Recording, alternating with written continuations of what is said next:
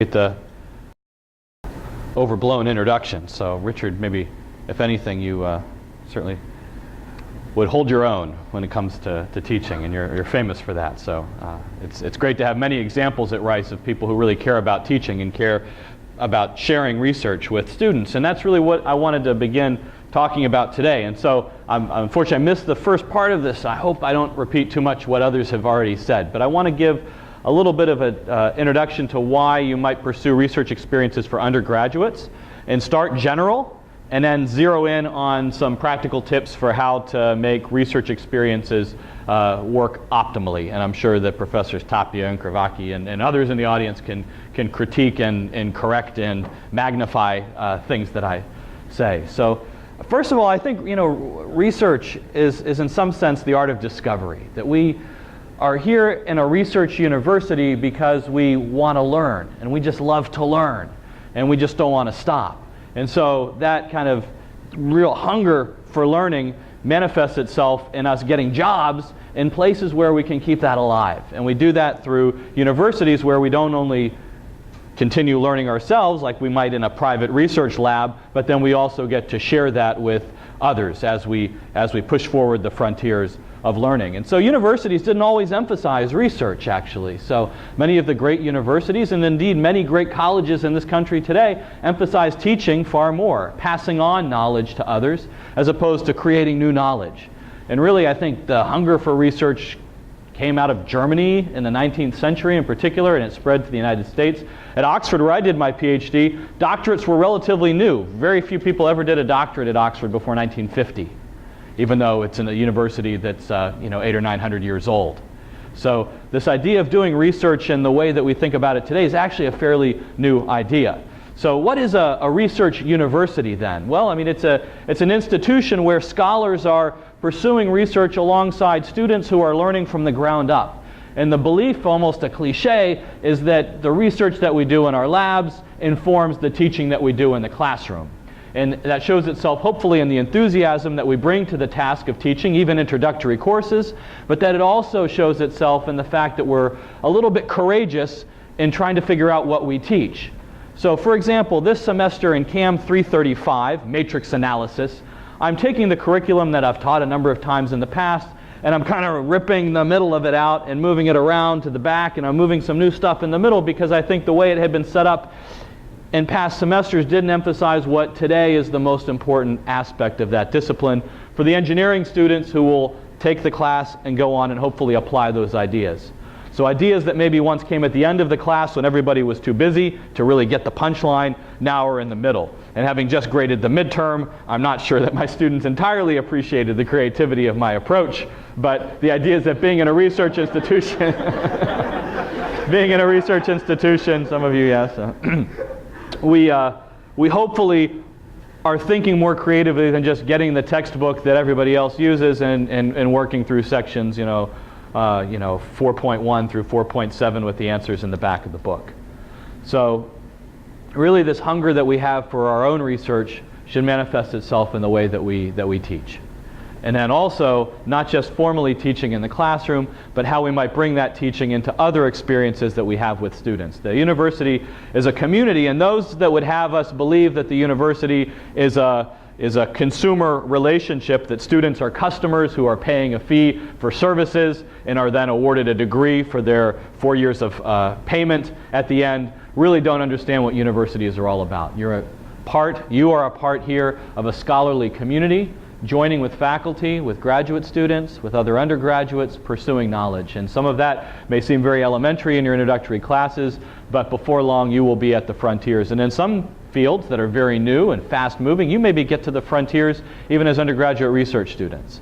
Some other fields maybe take years and years and years of study to get to the newest ideas. But we're doing this together as a collection of scholars, not only among the faculty, but also among the students. A university, a community of learners. So why should you try research? So many of you have already done it if you're here. Some of you are postering outside.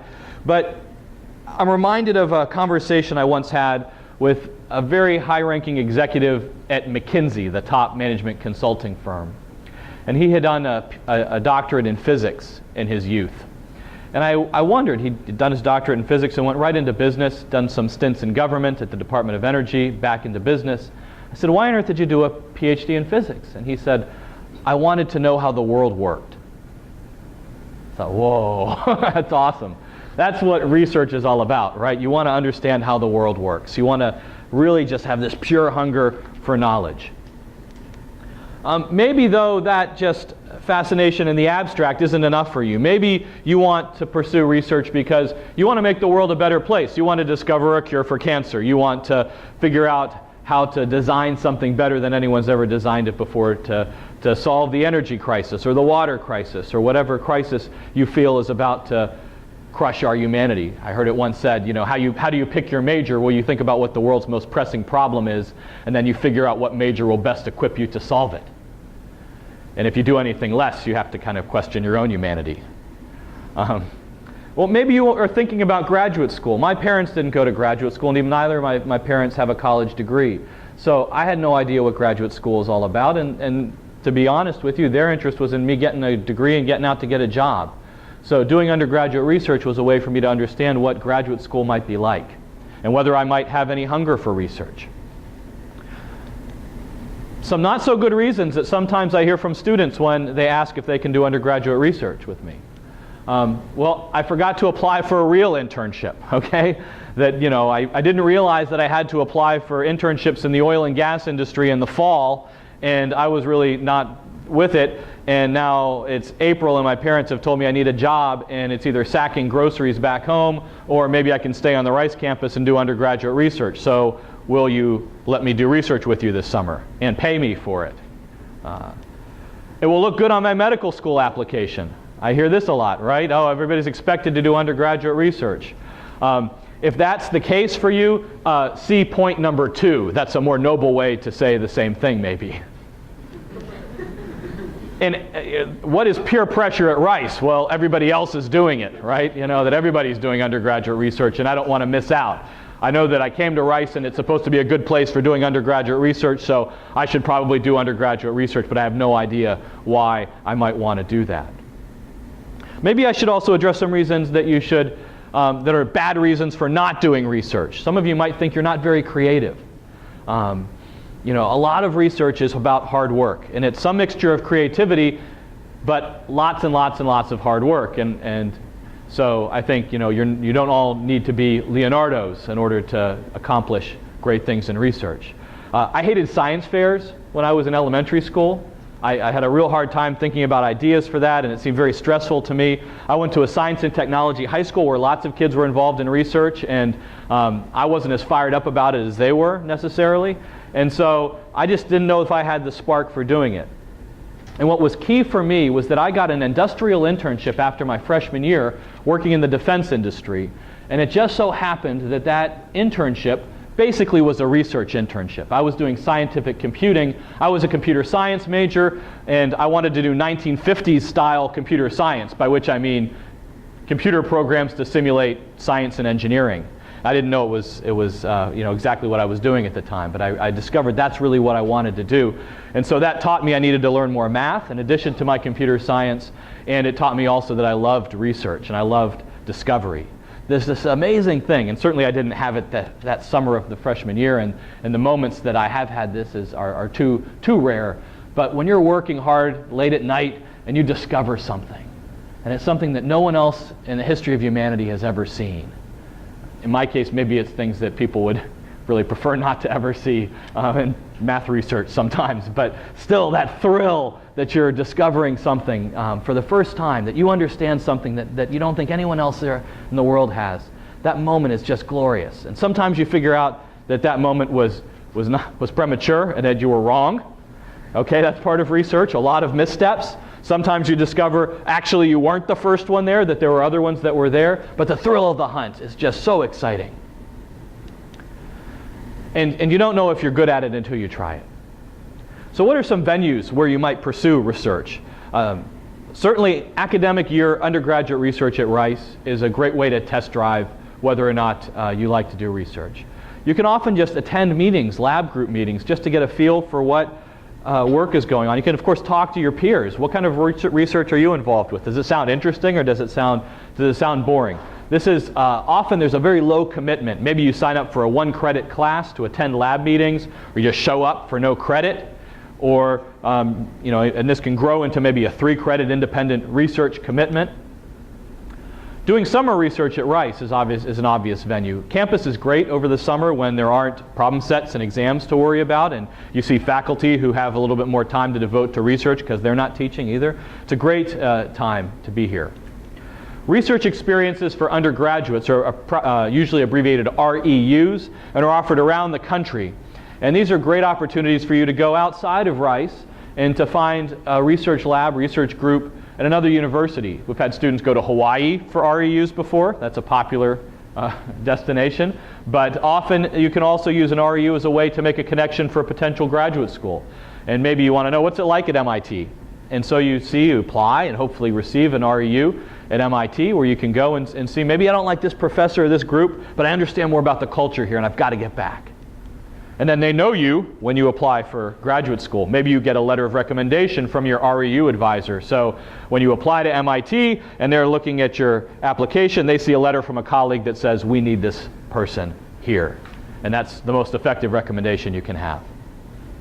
There are also REUs abroad. There's a program run in Germany by the German equivalent of the National Science Foundation, called that's called the DAAD, and they have something called the RISE program. RISE has been very successful at getting students into this program to do internships either in research or in industry in Germany for the summer. A great opportunity. And you can go on the DAAD website. You can read all the different research groups that are open to having students, and you can say, a couple of these look interesting to me, I'll apply to that program. I think applications are due sometime either late fall or very, very early spring. We had another student in applied math last summer, Justin Dong, who got a Think Swiss internship to go to ETH in Zurich, one of the best places to study the numerical solution of partial differential equations. That was a fantastic opportunity. There are also government research labs. After I had 2 industrial internships, I was able to get an internship at Naval Research Lab. How did I do that? One of my undergraduate teachers at Virginia Tech had read an article in SciAm Review and knew about the kind of research I'd done in my other internships and said, this research group at Naval Research Lab up in Washington, D.C. seems to be doing things you'd be interested in. Check them out. I wrote a letter, as you used to do in the day, and I sent it to them and said, I'd love to have an internship. Here's my resume. And they tracked me down and said, we've got a position, we'd love to have you. A phenomenal experience for 2 summers. So Naval Research Lab I mentioned, but also Sandia National Labs, Lawrence Livermore National Labs, Lawrence Berkeley National Labs, Jet Propulsion Laboratory, Johnson, NASA Johnson down close here to Houston. Lots of government research opportunities. And then also industry internships. I've mentioned my experience here, but I want to put this up because I think we often think that industry internships would never have the possibility of doing anything like research. Now, there'll be less of an emphasis on publication in industry, indeed sometimes even an embargo against publication, because you might want to file for a patent, for example. But if you're in an industry internship, you might think, are there research opportunities there? Often you'll be working for a PhD, for example, who knows how to supervise or at least conduct research. Okay, so some tips for getting one of these positions. First of all, build a relationship with your faculty. I worry very much that as Rice has become a larger university over the past few years, that students connect less with faculty. And I think the conversations that used to be a little bit more common are becoming increasingly rare, that students are engaging less with faculty. You come to a school like Rice because you have this wonderful opportunity to meet faculty. So before you ask for a research internship, get to know the faculty in your class. If someone comes up and asks for a research position, and all I know is that they've turned in all their problem sets on time and did pretty well on the exam, I don't have a lot of knowledge to judge whether or not it might be a good relationship for research. Care more about ideas than grades. If as many students at this university asked their professors about concepts in their courses or suggestions for further reading as asked for corrections to the scoring of problem sets, Rice would be an amazing place. Okay? I mean that sincerely. Care more about ideas than grades. You have to have decent grades, okay? I'm not saying that grades aren't important. They're necessary but not sufficient. Care more about the ideas. Before you ask your faculty whether or not they might supervise your research, learn something about what they do. Study up. Now, when you go to their webpage and you look at their papers, they may be incomprehensible. But a little time on Wikipedia will give some context, and at least you understand some of the broad strokes. If you don't like their area of research, don't ask them for a research position. That sounds commonsensical, but I think sometimes students are so desperate to get a research position, they'll ask anyone. You wouldn't be that desperate when you were dating, I don't think. Academic year research is a great way to test drive whether or not you like research. So it's low risk, and it's not as intensive as research would be over the summer, but it's a great way to figure out if this is the kind of group you might like to work with. And then finally, the connections you make with Rice faculty, even if you don't particularly care for a professor's research, you might say, hey, do you know anyone? I'm interested in going to grad school at Caltech. You know anyone at Caltech that I might contact about a summer research position? These kinds of connections can be invaluable. But then also, you don't need to wait for your faculty. You can sometimes go out and your own positions. And I have to tell an inspiring story here. One of our CAM graduate students applied to a number of graduate schools last year and had made some tentative plans to go for a master's degree at a university, but was really interested in doing a PhD. And he was doing some summer research in Turkey, as it was, over the summer. And while he was there, wrote up some research notes about an independent problem he had just started studying. He read a paper by a faculty member at Oxford and saw an open problem that he posed. He did a little work on this open problem and figured out how to get one more digit of accuracy in the answer than this professor had gotten. And just wrote up a little note and said, "Dear Professor Trefethen, I've read your paper, it was very interesting. I have this new idea, and here is my work, and you can just read about it if you're interested." The next day, the student interviewed for a PhD position. This is in July. The next day, the student was offered a PhD position at Oxford. Because they didn't wait, because they didn't keep the great work they'd done under a bushel basket, but they just sent a polite note. Not bragging, not saying, look, I'm so much better than you because I got one more digit, right? Just saying, I like your work, I'm inspired by your ideas, here's what I can contribute. And without thinking anything would come of it, just for the love of learning. And now the student has begun his PhD studies at Oxford. So just because he made this connection on his own. Okay, say a little bit about research culture, and this is just very briefly. You should be aware of the kinds of environments that you're going to step into, and I think Professor Tapia summed it up nicely when he said the wetter the lab, the easier it is to get started. And so when we think about the kinds of research environments you might get involved in, some groups you might pursue are based on a lab model, where there's a principal investigator who spends a lot of his or her time writing grant applications, getting funding for the lab, giving talks, traveling, and overseeing the lab. But there might be someone else who's actually in charge of the day-to-day running of the lab, a squad of postdocs running experiments. Postdocs are advising graduate students, and then graduate students are supervising undergraduates, and in some cases, senior undergraduates are bringing new undergraduates into the lab and teaching them how to wash the glassware or whatever it might be. And then another model, what you find more commonly in disciplines like mathematics and in some physics groups, for example, is much more of an apprenticeship. Very few students, large investment one-on-one with a particular student. I'm not suggesting that one model is superior to another, just that you realize that there's going to be a difference. In the first model, you're going to be part of a very large research enterprise, and it's unlikely you're going to have a lot of time with the principal investigator, which is fine. You probably will still get a letter of recommendation at the end, maybe written by a postdoc who supervised you, but signed by the principal investigator. And the other, it's going to be harder to get those one-on-one internships, but they're going to be more intensive experiences on a person-to-person level with the PI in the group. Okay, I want to kind of conclude by talking about some traits of high-performing research students.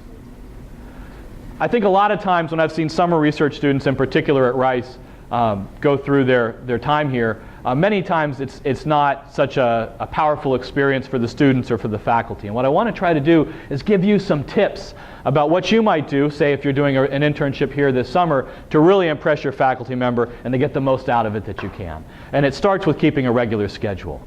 I think many students think since they're on a college campus, particularly if they're at their own college campus, you can treat this kind of like you treat your normal schedule during the academic year, except there aren't any classes, which means you got tremendous flexibility. When it comes to keeping a regular schedule, I'm reminded of something my colleague, Professor Danny Sorensen, says. He says, academic life is great. It's a very, very flexible schedule. You can choose any 24 hours of the day you wish to work. So keep a regular schedule. Show up on time, show up, which means not noon, right? Show up maybe 8:30, 9 o'clock at the latest. Work relentlessly. Students over the summer, I think, see that as a vacation. And you're being paid to work, and if you're really hungry for research, this is by no means a vacation. This is the opportunity to work in a more focused way than you ever have in your life. It's not a 9-to-5 job, even if you're getting paid as if it were. Because when you want to learn, you're not doing it because to punching the clock, putting in your 8 hours and then going off. You're working and working and working at the frontiers of discovery, and that's thrilling. And that means sometimes you just can't get the problem out of your head. And if you can get the problem out of your head, maybe that means you should work harder. Email your advisor in the middle of the night when you're working on the problem, right? That shows great grit and effort. Keep a notebook or electronically somehow log what you're doing, and regularly show your advisor what progress you're making. Even if you're frustrated and you don't have great discoveries, just get in the habit of keeping track of what you're working on. It sounds so basic, but sometimes you work for a month and you say, gosh, what just happened? And you find yourself actually retracing your steps sometimes. Keep close contact with your advisor, and the different models will have different levels of interaction, as I explained. Maybe your advisor will be a postdoc instead of the PI in the group. Whatever it is, keep contact. Be proactive. Often, your advisor will have many other responsibilities and maybe will not, by nature, be able to think about giving you as much attention as you might want. So be proactive and active in seeking that out. You have to understand if you start to be annoying. Sometimes we can all start to be annoying a little bit. So you have to have your radar up for that. But go up to that border, but don't cross it, okay? Engage. Show enthusiasm. Pursue important problems. Okay, you'll get a taste for what you think, what problems matter, what problems people care about, what problems you care about. So everyone's definition of important will vary a little bit.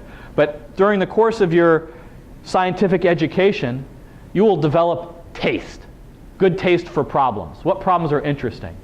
I was once on an interview committee looking at students who were applying for research scholarships, and one of the other members of the committee was Professor Bob Curl, who was one of the Nobel laureates for discovering buckyballs.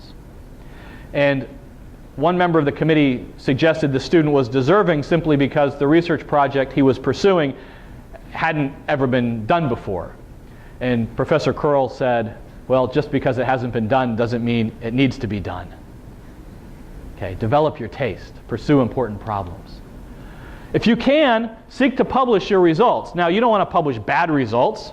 Hopefully you get something that's worth publishing. And if you do, seek to publish that. Seek to get it out there. In some disciplines, it's almost expected if you publish applying for graduate school that you might be a co-author on a publication or be acknowledged on a publication.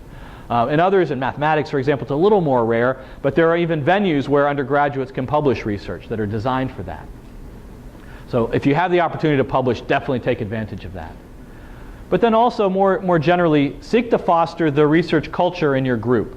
You're part of a community of scholars at Rice, but you're also part of a research group, probably more than just you and your advisor, graduate students, a few other undergraduates maybe. And part of the great joy of the scientific enterprise is just working on this together, sharing ideas with one another, walking into someone's office and saying, hey, do you have a few minutes? I'm stuck on a problem, and just help me talk through it at the blackboard. Researchers do that all the time.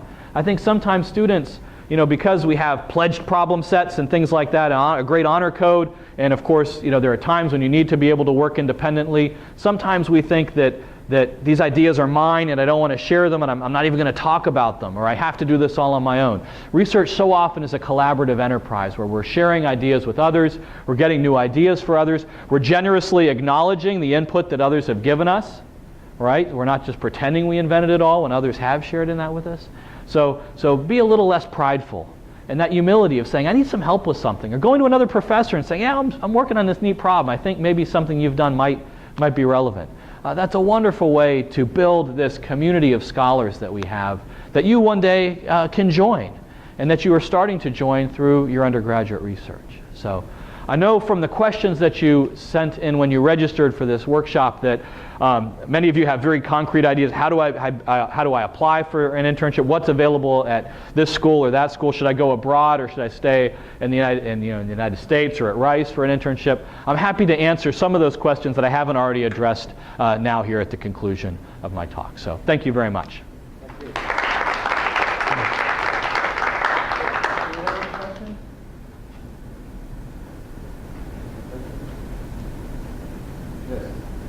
So let's say hypothetically we were one of the CAM or math major, which is a little bit more difficult to get in that research early, like you said. What should we be doing in the summer in that case? What are some opportunities you would suggest? Well, I think the more applied, the easier it is to do work. So like my internship I described as research. It wasn't like cutting edge scientific, like mathematical research. It was more kind of engineering style research. So sometimes things like that are open. But there are actually a number of professors in the CAM and math departments that have taken a variety of undergraduates in quite early into research projects and found an angle, something that they can do. We don't expect you to prove great, amazing theorems that no one else has discovered, after honors calculus, though that's a good start. But so we have realistic expectations, and so should you. But there are opportunities. You just need to ask around. Okay, so here's what I say. When people visit, now Professor Embree is not a visitor, he's here. But as you visit and you go places, okay, I give a lot of talks to different audiences, And I'm going to say this: the people that are most enthusiastic about asking questions are second graders, and then third, a little less, fourth. And by the time it gets undergraduate, graduate, high school's the paper you get. Okay? But individuals are impressed. One time when we were trying to interview somebody to hire, okay, I knew this person was going to give a talk. I took the graduate students and I said, here are the questions you're going to ask this person. Okay? You're going to ask them this and this and this and this.